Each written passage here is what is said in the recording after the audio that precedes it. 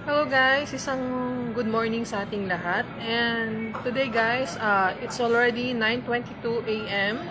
And ngayon lang kami magbe-breakfast ni Lolo.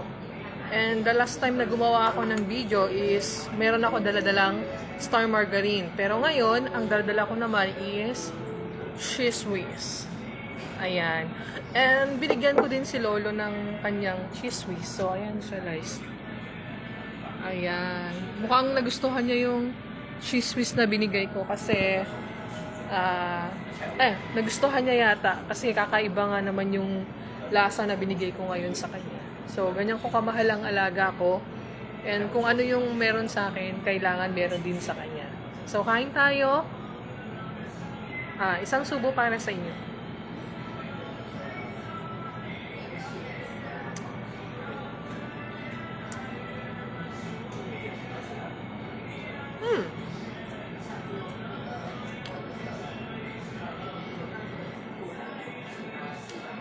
In fairness, ngayon lang ako ulit nakatikim ng cheese whiz sa loob ng ilang years na ba? Kasi wala namang cheese whiz dito sa Taiwan eh. Kahit sa mga Philippine store, wala naman eh. Bali, magti 12 years na rin. Kasi ngayon lang ako bumili sa online ng cheese whiz. So,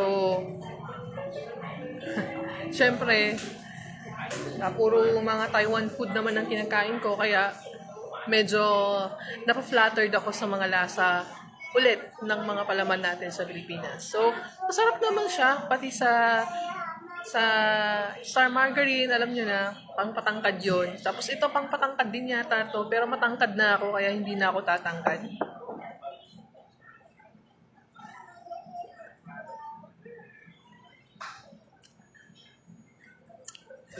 Ako, 好吃吗？好吃？啊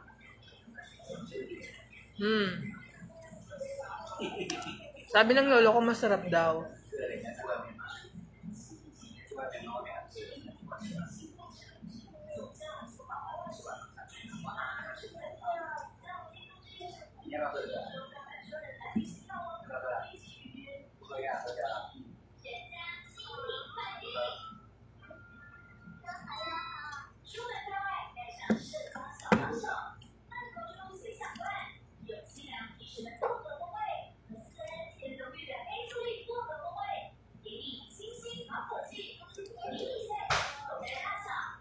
Kung napapansin nyo, medyo mahaba na yung aking vlog kasi wala lang, gusto ko lang ng mahabang vlog kasi bitin sa reels eh. Hindi ko nasasabi lahat ng gusto ko, and buti sa mga long videos, nasasabi mo yung gusto mo, and syempre wala pang edit to, basta diretso na lang na upload kasi nga po, 'di ba? Galit naman si Meta kapag nilagyan mo ng music. O, di ba mo na lang lagyan ng music para okay, para walang problema.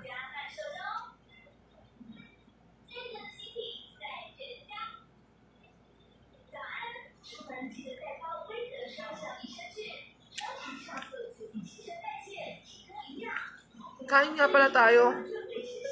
Kung kailan naubos ko na, saka naman ako nag-iaya sa inyo. Bastos!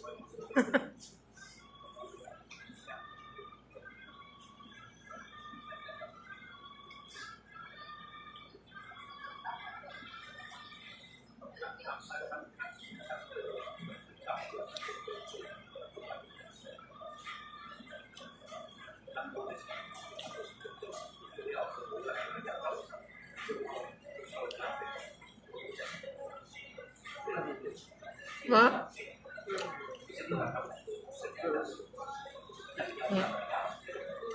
Eh.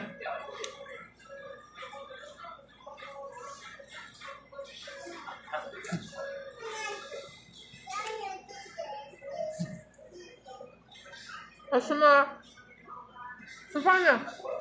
Sen.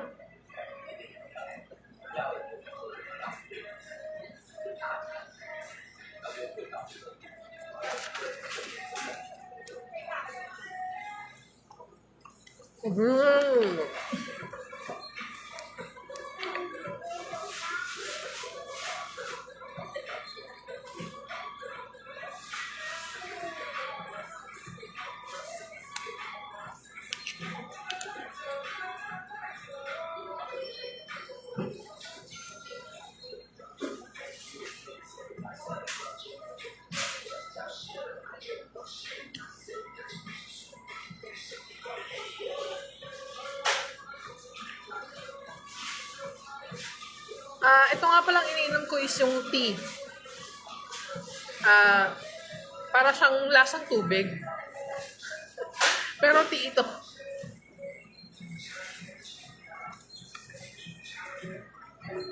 Japanese style green tea.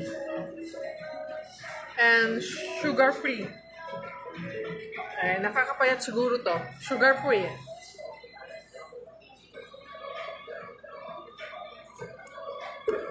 So, hanggang dito na lamang po and God bless sa ating lahat and goodbye.